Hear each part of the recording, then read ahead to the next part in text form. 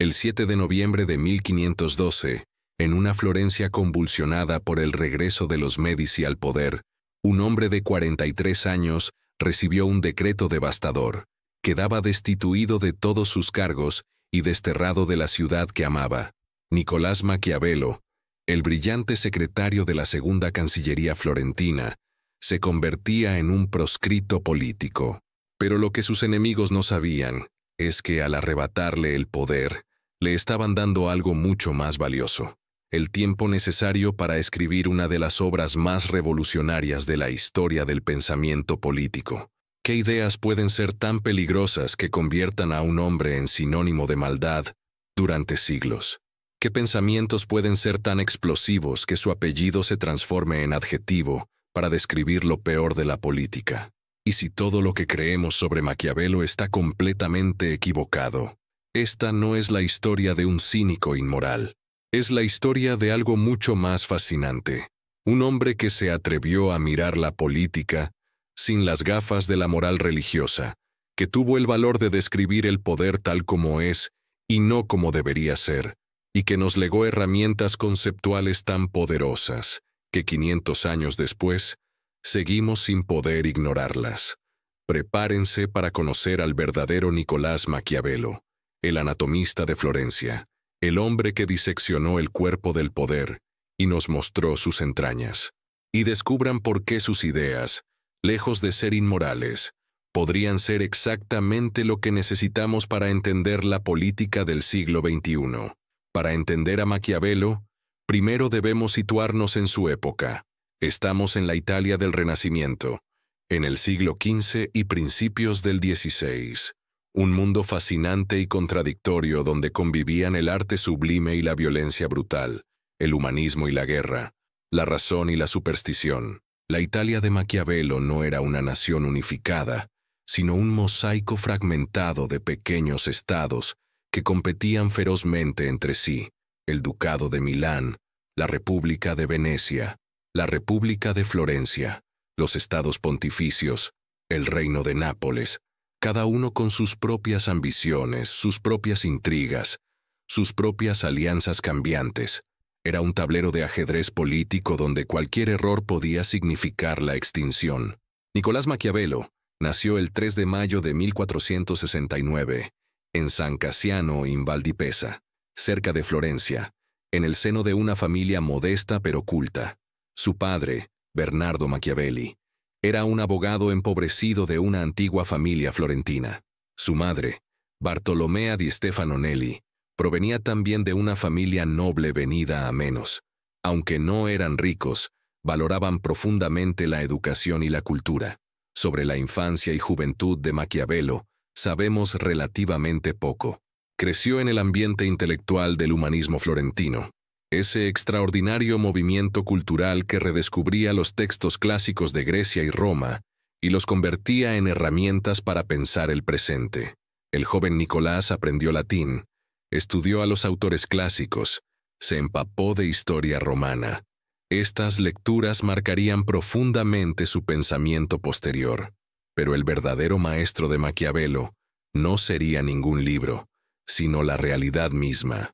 En 1494, cuando tenía 25 años, ocurrió un acontecimiento que transformó Italia y la vida de nuestro protagonista. El rey francés Carlos Okeiso invadió la península con un poderoso ejército. La invasión provocó el colapso del delicado equilibrio político italiano, y en Florencia, la caída de los Médici, la familia que había dominado la ciudad durante décadas. En el vacío de poder surgió una figura extraordinaria: el fraile Domenico Girolamo Savonarola, un predicador carismático que estableció una república teocrática en Florencia. Durante 4 años, Savonarola gobernó la ciudad con mano de hierro moral, organizando las famosas hogueras de las vanidades, donde se quemaban libros, obras de arte y objetos de lujo. Predicaba el arrepentimiento, denunciaba la corrupción de la Iglesia y prometía la llegada inminente del juicio divino. El joven Maquiavelo observó con atención esta experiencia republicana. Vio cómo un hombre sin ejército ni riquezas, armado solo con palabras y fe, podía conquistar el poder, pero también vio los límites de ese poder. En 1498, cuando la protección francesa desapareció y el Papa Alejandro VI lo excomulgó, Savonarola fue arrestado, torturado, ahorcado y quemado.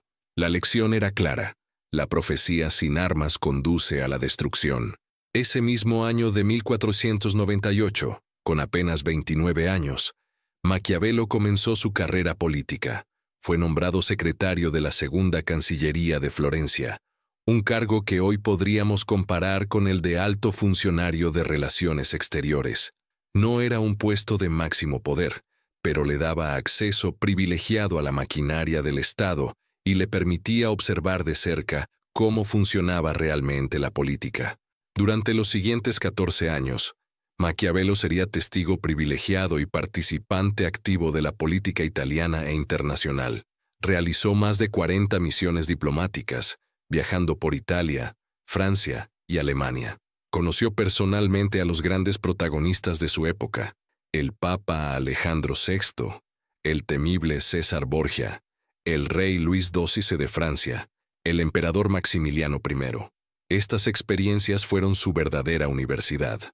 En cada corte, en cada negociación, Maquiavelo tomaba notas meticulosas, observaba, analizaba, estudiaba cómo los poderosos mantenían el poder, cómo lo perdían, qué estrategias funcionaban y cuáles llevaban al desastre.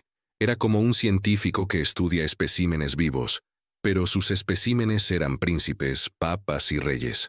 Una figura dejó una impresión especialmente profunda en Maquiavelo: César Borgia, el hijo ilegítimo del Papa Alejandro VI. César, conocido como el Valentino, era un hombre de asombrosa ambición y crueldad calculada. Con el apoyo de su padre y el ejército papal, conquistó una serie de pequeños estados en la región de la Romaña, convirtiéndose en un príncipe poderoso. Maquiavelo lo conoció en varias ocasiones y quedó fascinado por su mezcla de audacia, astucia y despiadada eficacia. César Borgia encarnaría más tarde, en El Príncipe, el modelo del gobernante que sabe usar tanto la fuerza como el engaño, que es temido pero no odiado, que es capaz de tomar decisiones difíciles sin vacilación. Cuando Maquiavelo escribió sobre hacer bien el mal, o sobre la necesidad de eliminar preventivamente a los enemigos, estaba pensando en ejemplos concretos que había presenciado en las cortes de César Borgia. Durante estos años, Maquiavelo también desarrolló una de sus convicciones más profundas: la necesidad de que los estados cuenten con ejércitos propios en lugar de mercenarios. En 1505, logró convencer al gobierno florentino de crear una milicia ciudadana. Fue uno de sus mayores logros y una fuente de orgullo personal. Lamentablemente, esta milicia sería puesta a prueba en 1512 y fallaría estrepitosamente. En 1512, el mundo de Maquiavelo se derrumbó. Los españoles, aliados del Papa Julio II, invadieron la Toscana para restaurar a los Médici en Florencia. La república que Maquiavelo había servido cayó sin ofrecer resistencia seria. La milicia ciudadana que él había organizado se dispersó ante el primer ataque del ejército español. Fue una humillación personal y política. El 7 de noviembre de 1512, Maquiavelo fue destituido de todos sus cargos. Poco después, se le prohibió salir del territorio florentino durante un año. Pero lo peor estaba por venir. En febrero de 1513, fue arrestado bajo sospecha de participar en una conspiración contra los Médici. Aunque probablemente era inocente, fue torturado con el estrapado, un método brutal en el que el prisionero es colgado de los brazos atados a la espalda. Maquiavelo resistió sin confesar nada. Semanas después, gracias a una amnistía general con motivo de la elección del nuevo Papa León X, un Médici, fue liberado. Arruinado económicamente, políticamente aislado, físicamente marcado por la tortura, Maquiavelo se retiró a una pequeña propiedad familiar en Sant'Andrea in Percusina, cerca de San Casiano. Tenía 44 años, y parecía que su vida activa había terminado. Pero aquí comienza la paradoja más hermosa de su historia. El destierro que debía destruirlo se convirtió en el crisol de su inmortalidad. En una carta conmovedora a su amigo Francesco Vettori, embajador florentino en Roma, Maquiavelo describe su rutina diaria en el exilio. Por las mañanas, supervisa el trabajo en el bosque, lee a los poetas de amor, pasa el tiempo en la taberna local jugando a las cartas con el carnicero, el molinero y 2 horneros, peleándose por monedas, pero al caer la noche ocurre algo extraordinario. Escribe Maquiavelo: cuando llega la noche, regreso a casa y entro en mi despacho.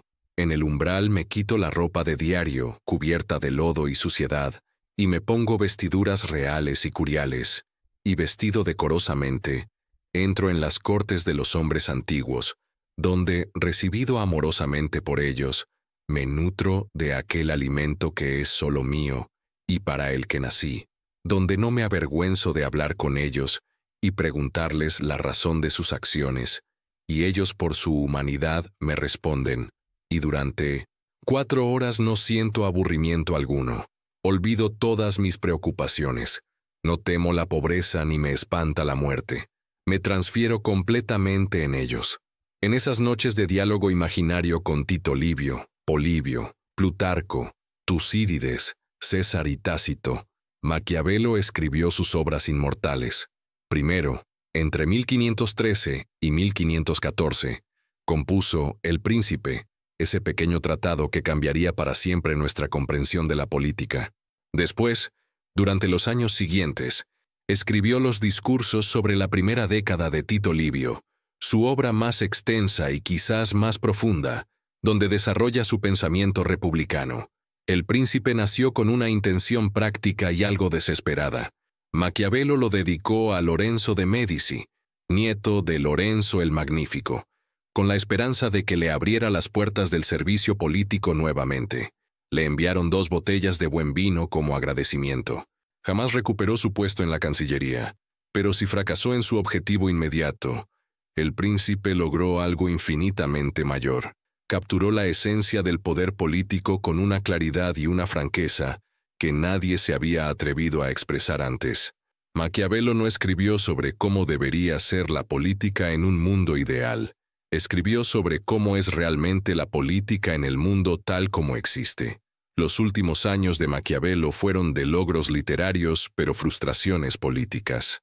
Escribió comedias, siendo La Mandrágora su obra teatral más famosa, una sátira mordaz sobre la hipocresía moral de su tiempo. Escribió también El arte de la guerra, un tratado militar.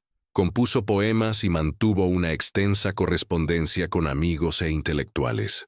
En 1520, los Médici le encargaron escribir una historia de Florencia, lo que le dio una pequeña pensión y cierto reconocimiento oficial. En 1526, cuando las tensas relaciones internacionales amenazaban nuevamente a Florencia, fue llamado brevemente como asesor militar, pero era demasiado tarde. En 1527, los Médici fueron expulsados nuevamente de Florencia y se restauró la República. Maquiavelo, asociado ahora con los Médici, fue marginado por los republicanos que sospechaban de él. Irónico destino. Rechazado sucesivamente por los Médici y por sus enemigos republicanos, el hombre que había analizado el poder con tanta lucidez murió excluido de él. El 21 de junio de 1527, apenas unas semanas después de la restauración republicana, Nicolás Maquiavelo murió en Florencia a los 58 años. No sabemos con certeza la causa de su muerte, pero probablemente fue alguna enfermedad digestiva. Murió pobre, frustrado políticamente, sin imaginar que su nombre resonaría a través de los siglos.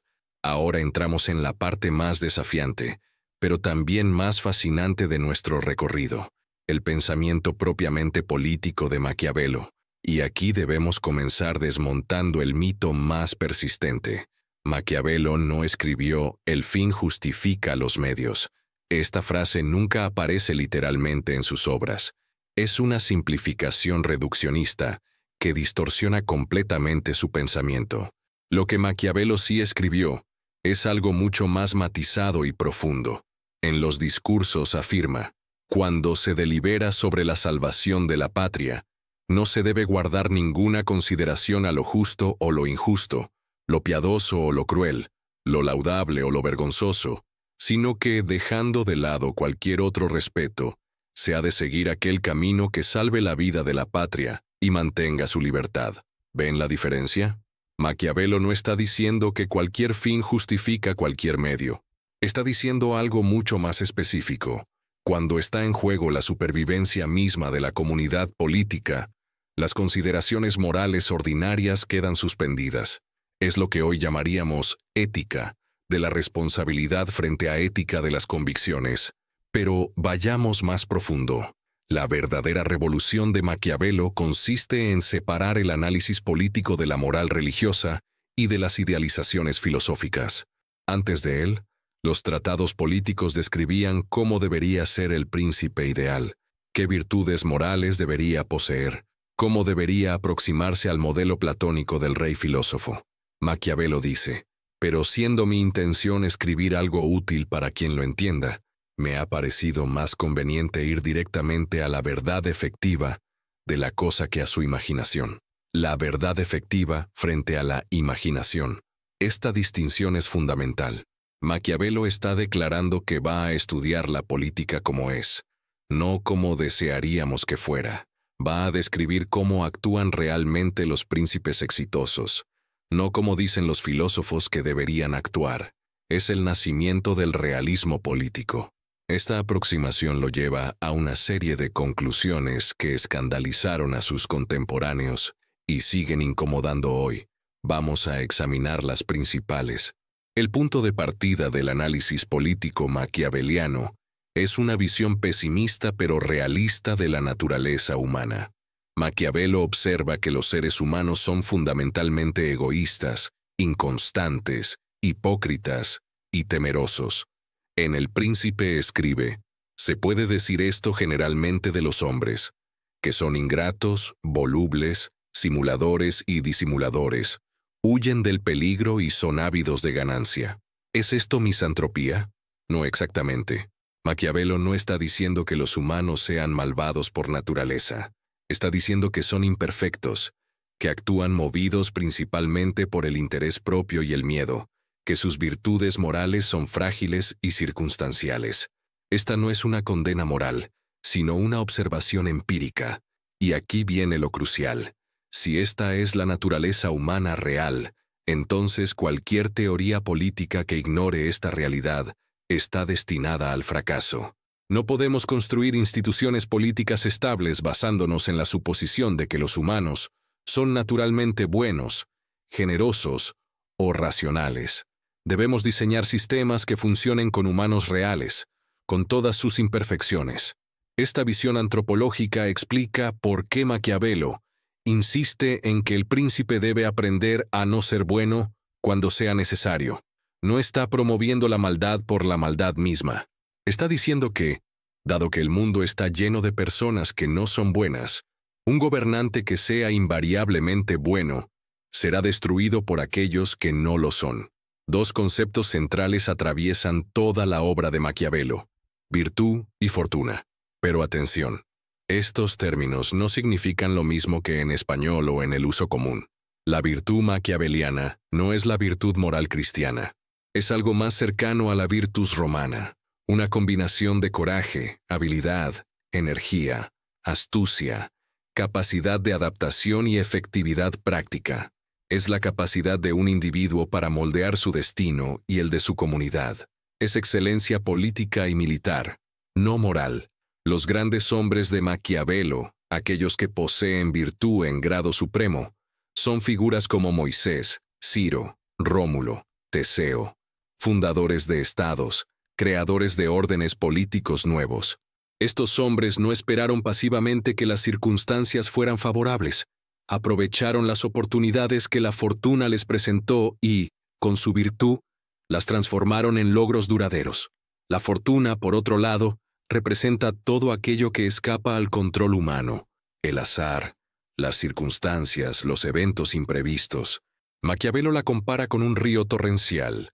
En tiempos de calma, los hombres prudentes construyen diques y canales para controlarlo, pero cuando llega la crecida, el río arrasa todo a su paso. ¿Cuánto depende de la fortuna y cuánto de la virtud? Maquiavelo sugiere que aproximadamente la mitad de nuestras acciones está determinada por la fortuna y la otra mitad por nuestra virtud. Pero lo fascinante es que la virtud puede prepararse para la fortuna. El príncipe virtuoso anticipa los cambios, se adapta rápidamente, tiene planes de contingencia. Aquí Maquiavelo ofrece una imagen famosa y controvertida. La fortuna es mujer, y es necesario, si se la quiere tener sumisa, golpearla y saherir. Y se ve que se deja vencer más por estos que por quienes proceden fríamente. Y por eso, como mujer, es siempre amiga de los jóvenes, porque son menos cautos, más feroces, y la dominan con más audacia. Esta metáfora misógina refleja lamentablemente los prejuicios de su época, pero el punto filosófico trasciende la metáfora. La fortuna favorece a los audaces, a quienes actúan con decisión y energía, no a quienes esperan pasivamente o se paralizan por el miedo. Maquiavelo distingue fundamentalmente entre dos tipos de gobernantes: el príncipe hereditario, que hereda un estado establecido con instituciones consolidadas y lealtades tradicionales, y el príncipe nuevo, que debe crear o conquistar su propio estado. El príncipe hereditario lo tiene relativamente fácil, solo necesita mantener las costumbres establecidas y adaptarse moderadamente a las circunstancias cambiantes. La tradición, la legitimidad dinástica y la inercia institucional trabajan a su favor. Pero el príncipe nuevo enfrenta desafíos infinitamente mayores. Debe crear legitimidad desde cero, debe vencer resistencias, debe transformar enemigos en aliados o neutralizarlos. Y aquí es donde la virtud se vuelve absolutamente indispensable. Maquiavelo analiza diferentes formas en que se puede convertir en príncipe nuevo: por virtud, capacidad propia; por fortuna, ayuda de otros; por crimen, maldad calculada; o por favor popular. Cada camino tiene sus ventajas y desventajas, pero todos requieren que, una vez en el poder, el príncipe consolide su posición mediante la virtud. El caso más instructivo es el del príncipe que llega al poder gracias a otros, ya sea por fortuna o por favor de príncipes más poderosos. Este es el más vulnerable, porque su poder no se basa en su propia fuerza, sino en la voluntad ajena. César Borgia es el ejemplo perfecto. Llegó al poder gracias a su padre, el Papa Alejandro VI, pero luego demostró extraordinaria virtud en consolidar su posición. Su error fatal fue confiar en que el nuevo Papa, Julio II, continuaría apoyándolo. La fortuna que lo había elevado terminó destruyéndolo. Uno de los capítulos más controvertidos de El Príncipe trata sobre el uso de la crueldad. Aquí Maquiavelo hace una distinción que muchos de sus críticos ignoran: la diferencia entre crueldades bien usadas y mal usadas. Las crueldades están bien usadas cuando se hacen de una sola vez, por necesidad de asegurar el poder, y luego se transforman en beneficios para los súbditos. Las crueldades están mal usadas cuando aumentan con el tiempo en lugar de disminuir. Maquiavelo no está diciendo que la crueldad sea buena. Está diciendo que, si un príncipe nuevo debe usar la violencia para consolidar su poder, y frecuentemente debe hacerlo, es mejor hacerlo rápida y decisivamente al principio, y luego gobernar con relativa benevolencia. La violencia prolongada y creciente solo genera odio y resistencia. El ejemplo histórico que ofrece es Agástocles de Siracusa, que conquistó el poder mediante traiciones y asesinatos masivos, pero luego gobernó con relativa moderación y logró mantener el poder durante mucho tiempo. Maquiavelo dice que Agástocles tuvo virtud, pero no gloria, porque sus métodos fueron demasiado criminales. Esta distinción es importante. Maquiavelo no confunde efectividad política con excelencia moral. Reconoce que ciertos actos, aunque efectivos políticamente, permanecen moralmente condenables. Pero su punto es que, en política, la efectividad es el criterio principal de evaluación. Otra de las ideas más famosas de Maquiavelo es su afirmación de que es mejor ser temido que amado, aunque lo ideal sería ser ambas cosas.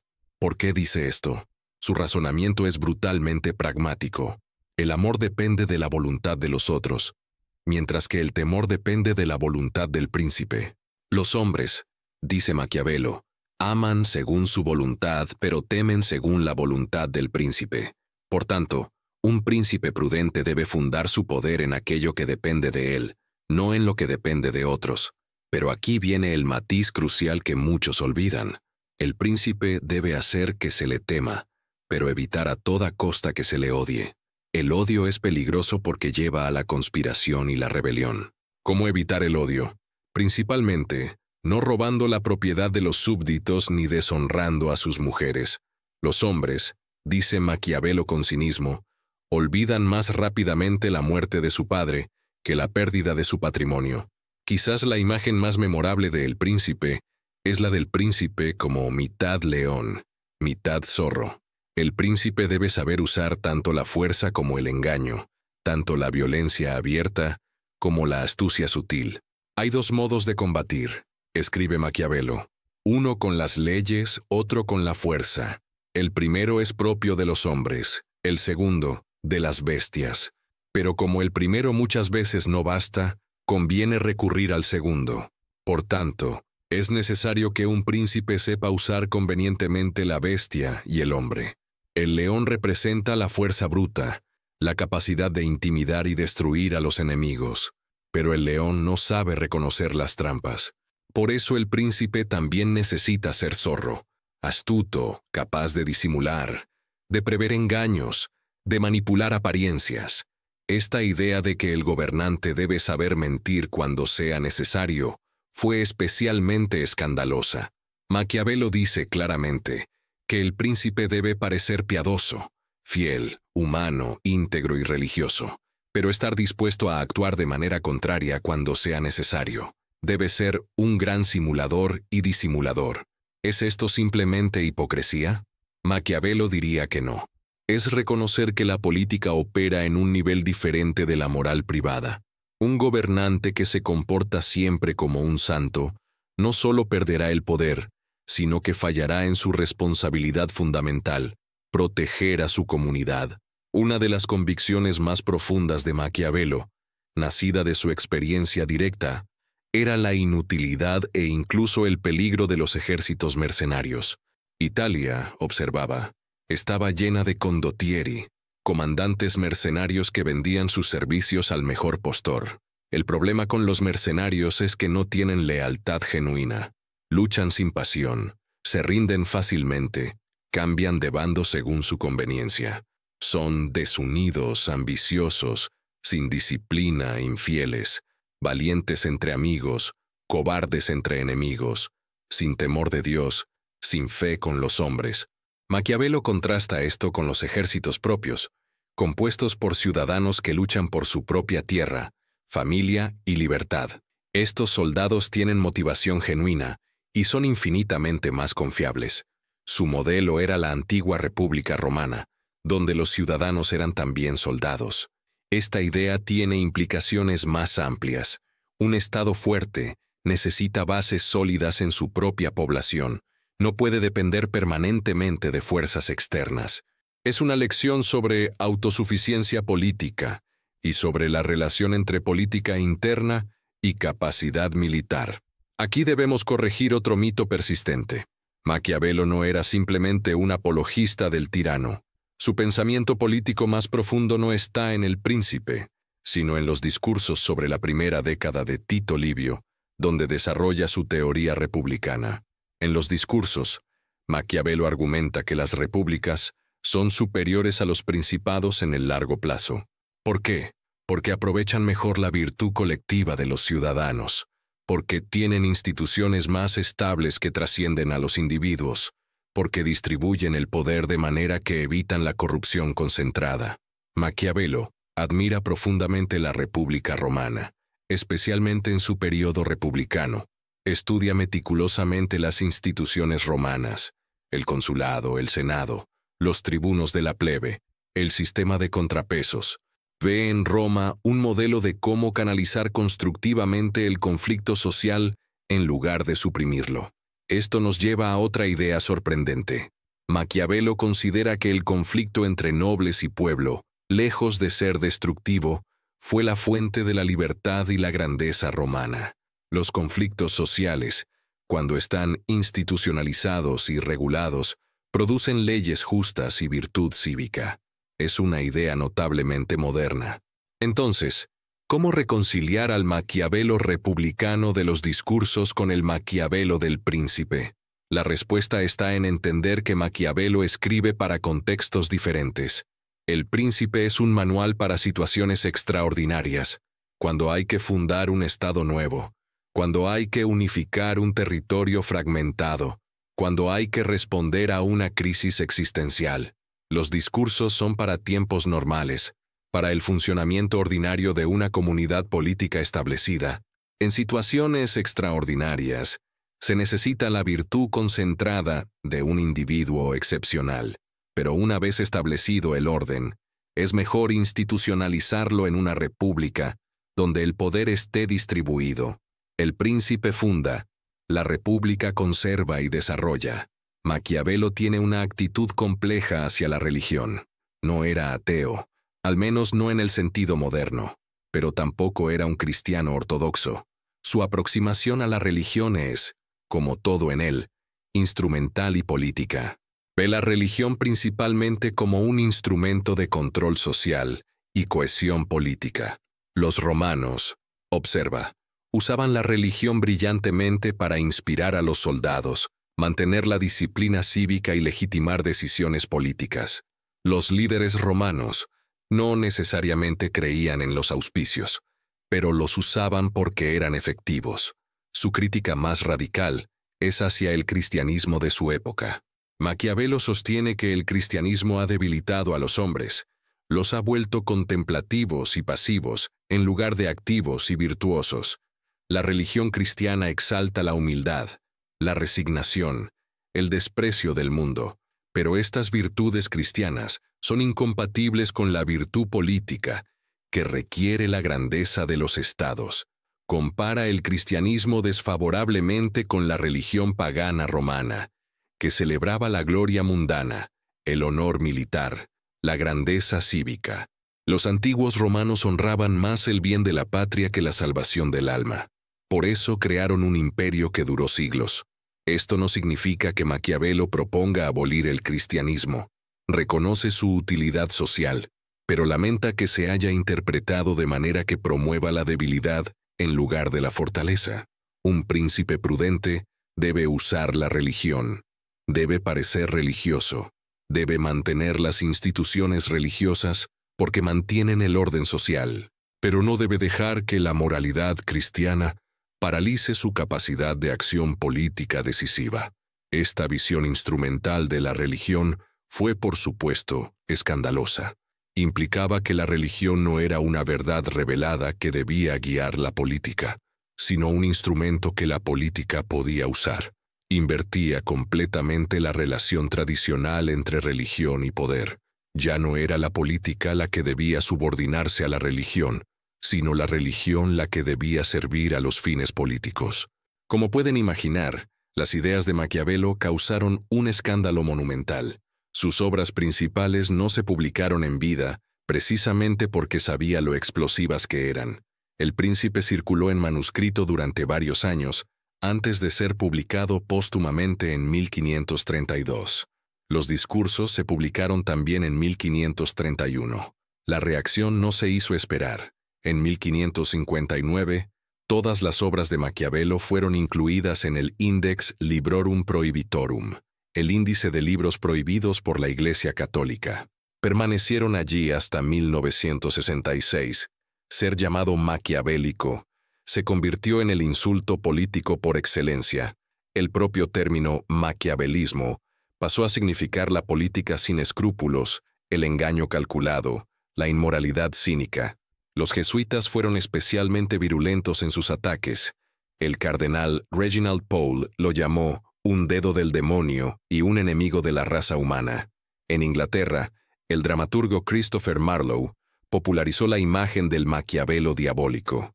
Shakespeare hace múltiples referencias despectivas a Maquiavelo. La cultura popular inglesa creó incluso un personaje teatral llamado Maquiavel, una figura satánica que se regocijaba en el mal. Pero aquí viene lo fascinante. Mientras públicamente se le condenaba, En privado todo el mundo lo leía. Los gabinetes de los príncipes y reyes estaban llenos de copias anotadas de El Príncipe. Los consejeros políticos estudiaban sus obras en secreto. Cardenales y papas aplicaban sus máximas mientras públicamente las denunciaban. Era el filósofo prohibido más leído de Europa. Con el tiempo, pensadores más perspicaces comenzaron a defender a Maquiavelo.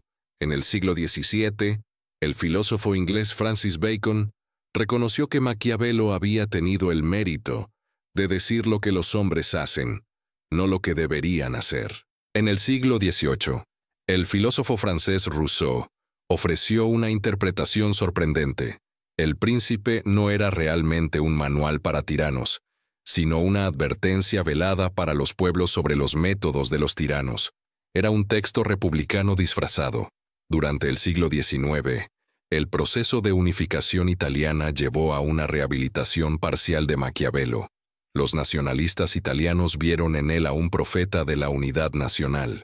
El último capítulo de El Príncipe, donde exhorta a liberar Italia de los bárbaros, fue leído como un llamado patriótico.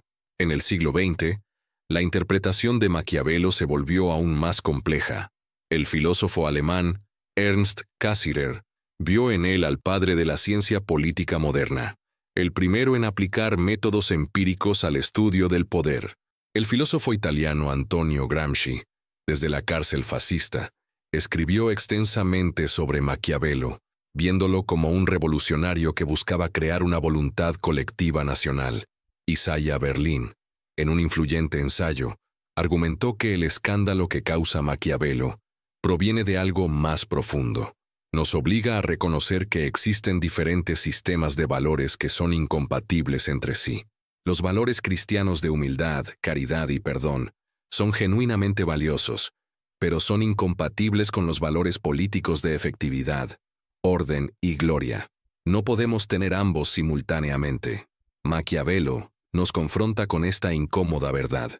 500 años después de su muerte, Maquiavelo sigue siendo perturbadoramente relevante. Sus insights iluminan nuestra política contemporánea de maneras que muchos prefieren no reconocer. Las relaciones internacionales funcionan exactamente como Maquiavelo las describió. En ausencia de una autoridad superior, los estados actúan según su interés y su poder, no según principios morales abstractos. Los estados más poderosos hacen lo que quieren, los más débiles sufren lo que deben. Las alianzas cambian según la conveniencia. Los tratados se respetan mientras son útiles. La comunidad internacional, el derecho internacional, las normas globales, son ficciones que tienen fuerza solo cuando coinciden con los intereses de los poderosos. Esta es una verdad incómoda que diplomáticos y políticos reconocen en privado pero niegan en público. Maquiavelo nos ayuda a ver más allá de la retórica hacia la realidad del poder. Los líderes políticos contemporáneos enfrentan exactamente los dilemas que Maquiavelo describió. ¿Cuándo se puede mentir por el bien público?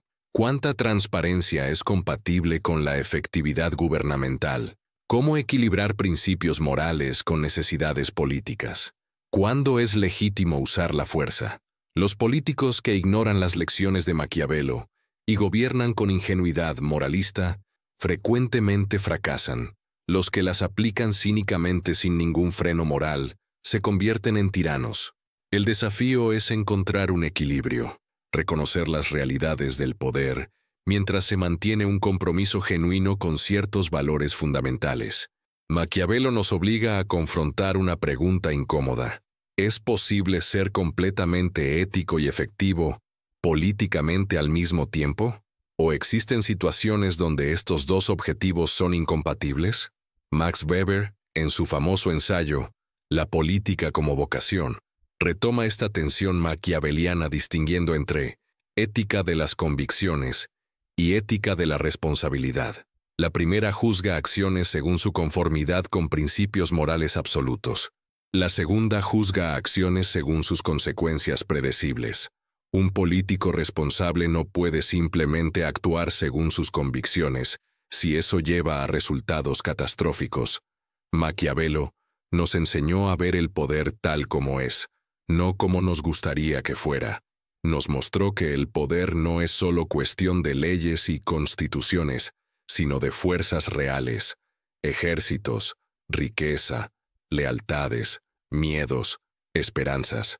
Nos mostró que las instituciones son tan fuertes como las fuerzas que las sostienen. Esta perspectiva es invaluable para entender fenómenos contemporáneos. ¿Por qué fallan ciertas democracias? Porque se impusieron instituciones democráticas sin las condiciones sociales, económicas y culturales que las sostienen. ¿Por qué ciertos líderes autoritarios mantienen el poder? Porque entienden mejor que sus oponentes las verdaderas fuentes del poder: el ejército, los medios, el miedo, el clientelismo. Quizás la mayor contribución de Maquiavelo es habernos enseñado a reconocer la hipocresía política. Nos mostró cómo los poderosos invocan principios morales para justificar acciones motivadas por el interés propio. Nos enseñó a desconfiar de la retórica noble y a buscar los intereses reales. Esta es una herramienta crítica esencial en nuestro tiempo de propaganda sofisticada y manipulación mediática. Cuando un político invoca derechos humanos o democracia para justificar una intervención militar, Maquiavelo nos enseña a preguntar: ¿cuáles son los verdaderos intereses en juego? Cuando un gobierno habla de seguridad nacional, debemos preguntar: ¿seguridad de quién y contra qué? Es hora de hacer justicia a Maquiavelo más allá de las caricaturas. Ni fue el cínico inmoral que sus detractores pintaron, ni fue simplemente un patriota incomprendido, como sostienen sus apologistas más entusiastas. Fue algo más complejo y más interesante. Maquiavelo fue, ante todo, un observador agudo de la realidad política. Tuvo el valor de describir lo que veía, sin endulzarlo con idealizaciones consoladoras. Vio que la política opera con su propia lógica, que no siempre coincide con la moralidad privada. Vio que en política las buenas intenciones no bastan, que lo que importa son los resultados, pero esto no significa que fuera amoral. Maquiavelo tenía valores profundos, amaba la libertad republicana, despreciaba la tiranía arbitraria, admiraba la virtud cívica, soñaba con una Italia unificada y fuerte. Lo que rechazaba era el moralismo hipócrita que juzga sin comprender, que condena sin ofrecer alternativas realistas. Su mensaje fundamental podría resumirse así: la política es difícil. Requiere tomar decisiones en condiciones de incertidumbre. Requiere a veces elegir entre males. Requiere aceptar que ninguna acción está libre de costos morales. El gobernante responsable es aquel que acepta esta carga, que toma decisiones difíciles asumiendo la responsabilidad de sus consecuencias, que no se refugia en la pureza moral a costa del bien común. Esta es una visión madura de la política, muy alejada tanto del cinismo que dice «todo vale», como del moralismo que dice «nunca se debe manchar las manos».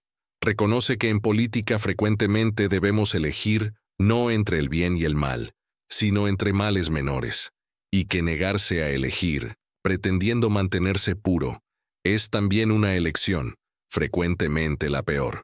Aunque Maquiavelo escribió El Príncipe para gobernantes, sus lecciones son igualmente valiosas para los ciudadanos comunes. De hecho, son especialmente importantes para nosotros. En una democracia, los ciudadanos somos en parte príncipes, elegimos gobernantes, apoyamos políticas, participamos en la vida pública. Necesitamos entender cómo funciona realmente el poder para poder participar efectivamente y no ser manipulados. La lectura de Maquiavelo nos vuelve ciudadanos más críticos y menos ingenuos. Nos enseña a, cuando un político hace promesas grandiosas, podemos preguntarnos, ¿tiene los medios reales para cumplirlas? ¿Sus incentivos realmente lo llevarían a cumplirlas? En lugar de juzgar a los políticos solo moralmente, debemos entender qué incentivos enfrentan. Un sistema bien diseñado hace que los intereses de los gobernantes coincidan con los intereses de los gobernados. Ningún gobernante, por virtuoso que sea, puede hacer milagros. Opera dentro de restricciones reales, económicas, institucionales, geopolíticas. Debemos juzgarlos por lo que pueden hacer, no por nuestros deseos irreales. No basta que un gobierno tenga buenas intenciones.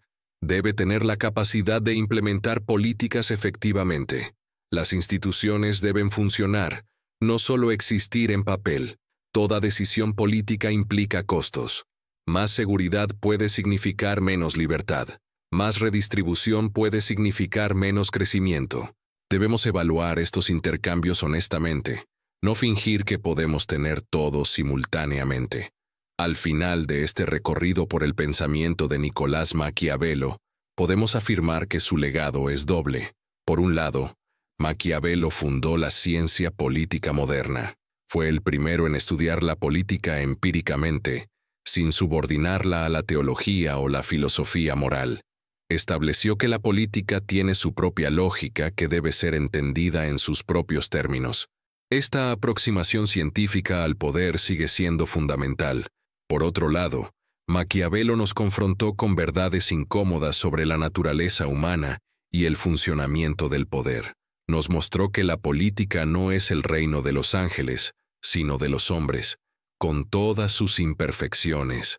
Nos enseñó que entre nuestros ideales y la realidad hay una brecha que no podemos ignorar, pero quizás su contribución más profunda es habernos enseñado a pensar con claridad sobre cuestiones complejas.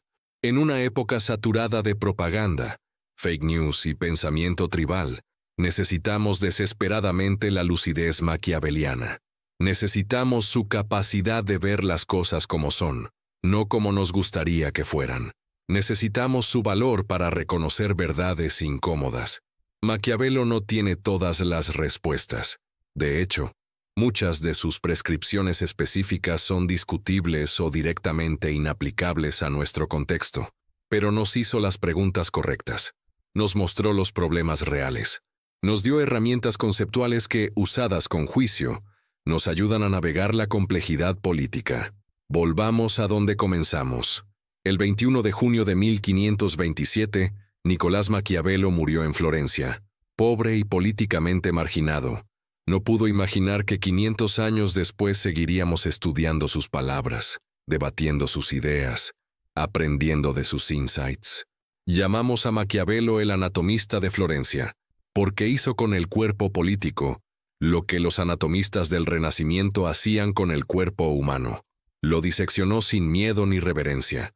Lo estudió objetivamente. Describió su funcionamiento real sin dejarse guiar por autoridades antiguas o creencias religiosas. Como los anatomistas renacentistas que enfrentaron la condena de la Iglesia por profanar cadáveres, Maquiavelo enfrentó la condena moral por profanar la política, por quitarle sus vestiduras idealizadas y mostrar su realidad desnuda. Pero así como la anatomía científica permitió el progreso de la medicina, el análisis político realista de Maquiavelo permitió el progreso de la ciencia política.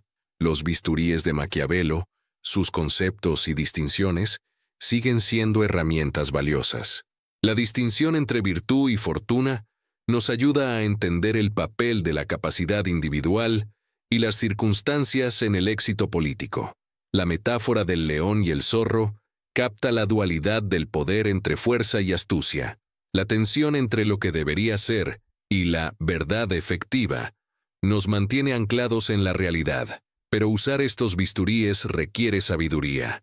No todo lo que es efectivo es justificable. No todo lo que funciona es deseable. El realismo político es necesario pero no suficiente. Debemos complementar la lucidez maquiaveliana sobre los medios con una reflexión seria sobre los fines.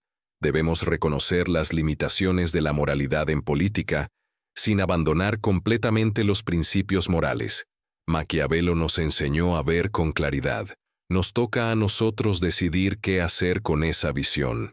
En última instancia, Maquiavelo sigue siendo perturbador porque nos obliga a confrontar la ambigüedad fundamental de la condición política. Nos muestra que gobernar implica asumir responsabilidades que no admiten pureza moral. Nos muestra que la política del mundo real requiere a veces compromisos que ningún manual de ética aprueba. Nos muestra, en definitiva, que la política es trágica, no en el sentido de desesperada, sino en el sentido de que implica elecciones genuinas entre valores incompatibles, y quizás este sea su regalo más valioso, habernos enseñado a aceptar esta tragicidad sin cinismo ni desesperación, a reconocer que la política es difícil sin dejar de intentar hacerla mejor, a ver el mundo como es sin renunciar a transformarlo. Hemos recorrido juntos la extraordinaria aventura intelectual de Nicolás Maquiavelo, un hombre que pagó el precio del destierro por su honestidad intelectual, pero que nos legó herramientas conceptuales de valor incalculable para comprender nuestro mundo político. Maquiavelo nos enseña que pensar con claridad sobre el poder es el primer paso para no ser su víctima. Nos invita a superar nuestras ilusiones consoladoras, a abrazar la complejidad de lo real y a encontrar en el conocimiento riguroso el camino hacia una ciudadanía más efectiva y menos manipulable. Como él mismo podría haber dicho, el ciudadano libre piensa menos en idealizaciones imposibles que en realidades transformables, y su sabiduría no es una evasión del mundo, sino un compromiso con él. Y recuerden, la política no es un lujo de especialistas, sino una necesidad de todos. En un mundo lleno de manipulación y confusión, necesitamos más que nunca la claridad y el coraje de pensadores como Maquiavelo, no para copiar sus recetas, sino para aprender su método, mirar sin miedo, pensar sin prejuicios, actuar con responsabilidad